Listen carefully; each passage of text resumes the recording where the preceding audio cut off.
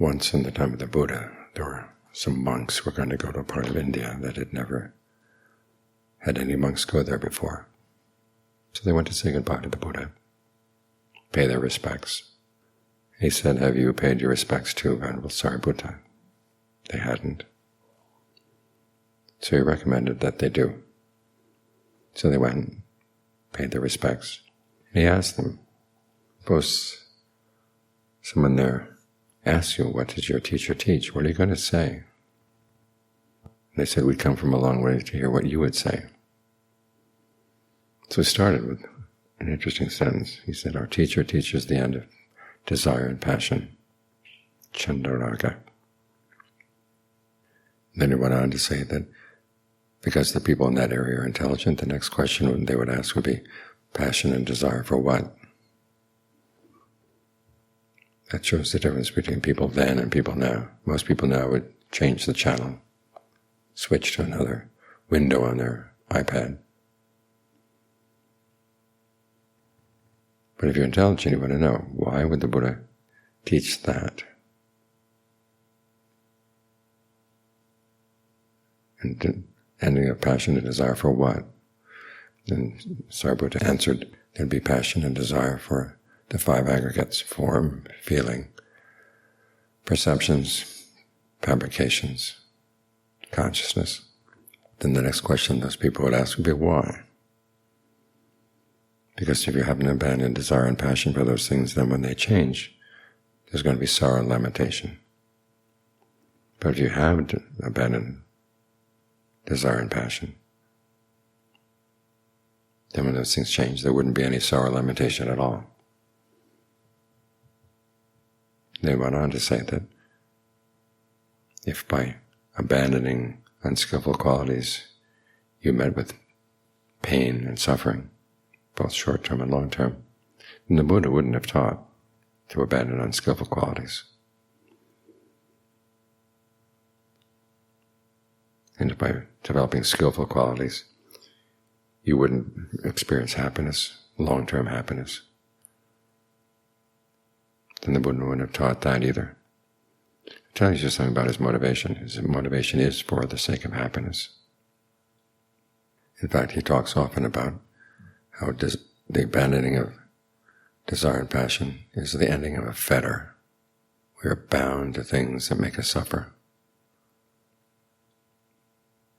And he talked about what to abandon with regard to things that are inconstant, stressful, and not self. He said passion and desire. So you're not abandoning the five aggregates, you're abandoning your passion and desire for them. Now this goes very much against the grain. After all, we like our passions, we like our desires. That's why we are passionate about them, why we desire them. But it goes deeper than that. As the Buddha said, all phenomena are rooted in desire. So all our experience of things with the eyes, ears, nose, tongue, body, and mind, all our experience of the five aggregates is rooted in desire, and the Buddha wants us to put an end to that desire. So it goes very much against the grain, which means that if we're sitting or meditating, we're not simply following our innate nature or allowing our innate nature to unfold and express itself, reveal itself.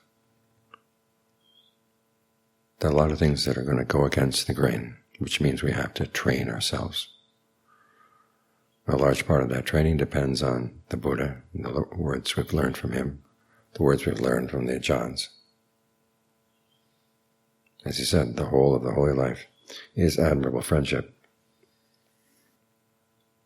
But that doesn't mean that the admirable friend is going to do the work for us, simply that our admirable friends showing us through their qualities of discernment, virtue, relinquishment, just conviction, showed us that these things are possible and they can lead to happiness, a happiness that we might not have imagined otherwise. So we depend on them to open these possibilities to us.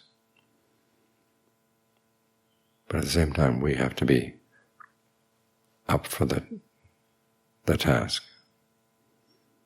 We have to bring qualities that will enable us to take on a training like this. Some of these qualities we all have. As the Buddha said for everyone, the principle of causality is that what you're experiencing right now is a combination of three things: the results of past actions, your current actions, and the results of your current actions. If causality didn't work this way, then you wouldn't be able to learn from your own experience. Say if everything were totally determined from the past, what would you learn? You'd just be experiencing the result of something that you likely couldn't remember. But the fact that some of the things you're experiencing right now come from what you're doing right now, you can experiment. Like with your breath, you can breathe in a long way or a short way, fast, slow, heavy, light, deep, shallow, any combination of those. And you'll see results. And you can decide, based on those results, which combination is best. That's how you learn. Another quality it brings is the fact that the mind is luminous.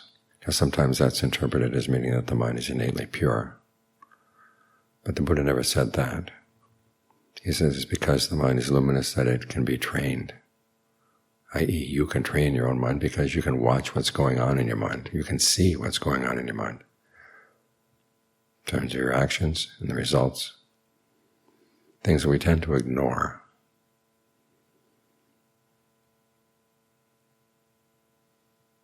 But without that luminous quality, that quality of just knowing what's going on,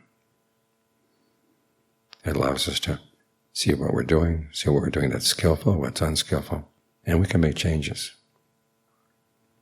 try things out. So those qualities we all have. But the Buddha asked for more. As he said, when he wanted a student to come, he said, let someone come who is honest and observant, and I'll teach that person the Dhamma. You're taking advantage of this luminous quality of the mind. And you're learning to bring your powers of observation inward. The honesty, of course, is when you want to learn something, you have to be honest about what you did and what the results are. Because without that quality of honesty, how would you learn? You come up with all kinds of theories that are not related to what's actually happening, and not related to the results of what you're doing. So these are the qualities the Buddha asks that you bring: honesty and the ability to be observant. And then he recommends how you train. Those instructions to Rahula when Rahula was 7 are a primary example of how you develop your honesty and how you develop your powers of observation. They're also an example of how the Buddha would motivate you to want to take on this training. You probably know the story. Rahula sees the Buddha coming from the distance, so he sets out a jar of water with a dipper. The Buddha takes the water in the dipper, washes his feet, leaves a little bit of water in the dipper, then asks Rahula, do you see how little water there is there? Rahula says yes. The Buddha says, that's how little there is of the quality of a contemplative in someone who tells a deliberate lie with no sense of shame. Now, it may have been the case that Rahula had told a lie that day, so you can imagine how he felt. Then the Buddha takes the water, throws it away. He says, do you see how that water's been thrown away? Yes. That's what happens to the quality of a contemplative who tells a deliberate lie with no sense of shame. It gets thrown away just like that. Then he says, see how empty this dipper is? Well, yes, yes, yes. Then he turns the dipper upside down. See how it's turned upside down? Yes. He's trying to incite in Rahula the desire to be a good contemplative and to develop the quality of honesty,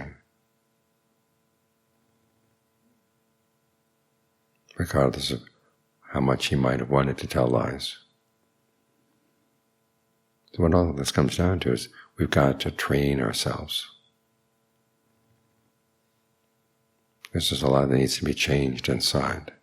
We're not here just to accept or just to be equanimous about what arises, we have to change our attitudes.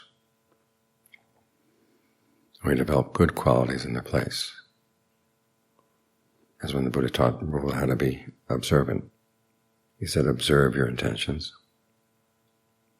And if you anticipate that an intention, if you followed it, would lead to any harm for yourself or others, you don't follow it.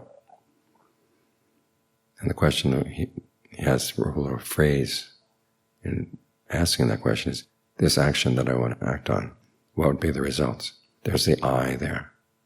And it plays an important part. After all, of your self-training, you have to have a clear sense of you're being responsible for what you're doing, and you're responsible for changing what you're doing. If you don't anticipate any harm, you go ahead and do the action. While you're doing it, you watch the results. And if while you're doing it some bad results come up, harming yourself or others, you stop. And again, the question is, this action that I am doing, you're responsible for what you're doing. If you don't see any harm, you continue with the action until it's done, and then you look at the long-term results. The question, this action that I have done, did it cause any harm? If you saw that it caused harm, you go talk it over with someone else, and you develop a sense of shame around what you've done. Shame not in the debilitating sense, the debilitating sense that you're a bad person, but simply that action was beneath you. And you learn from you've learned from this other person who is more advanced on the path as to how you might avoid that in the future. If you don't see that you caused any harm, then you take delight in the fact that your training is progressing. This, the Buddha said, is how you purify yourself, how everybody who's purified themselves has done it. So here he's teaching you how to be observant and what to be observant about, your intentions, your actions, and their results. That's where you're going to learn how to put an end to desire and passion. Because as you begin to see, by acting on certain desires and passions, you're creating harm, so you stop. As John Lee would put it, you learn how to abandon what's unskillful, develop what's skillful. And then you finally move on to abandoning even what is skillful. A lot of us want to go right to the end there and say, well, I'll just abandon all actions and abandon all sense that I'm doing anything. That aborts the process. There are stages you have to go through. You have to be responsible. And you have to learn how to develop skillful qualities and abandon unskillful ones, because this is how you learn about passion and desire. You realize that some of your passions and desires really are harmful. And so you want to go beyond them. That desire to go beyond them is not something to be abandoned right away. You develop it. So you learn about passion and desire by developing good passions and desires and abandoning bad ones. Like right now, as you're getting the mind into concentration, there will be thoughts that come up that wander away from the breath. And for the time being, nothing but thoughts about the breath are relevant right now. So any desires that would pull you away from the breath, okay, you've got to say no to them. And it's in saying no that you learn about them.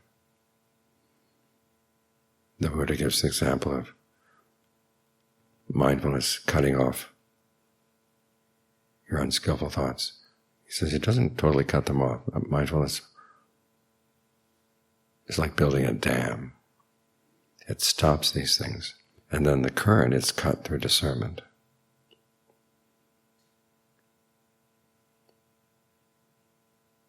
But first you've got to learn how to say no. You've got to learn how to stop them. Because in learning how to stop them, you learn a lot about their tricks.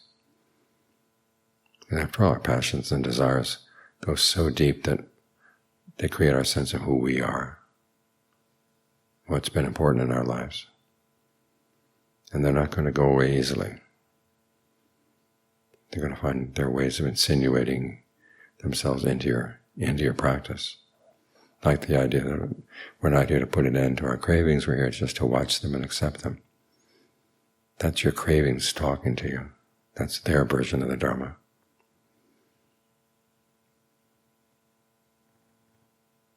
So you've got to be careful. You've got to learn how to say no. and see what they do. In the same way that building a dam across a river teaches an awful lot about the currents that go under the surface of the river. Saying no to unskillful desires teaches you a lot about the undercover currents of the mind. So what we're doing right now is training ourselves. We're taking sides inside.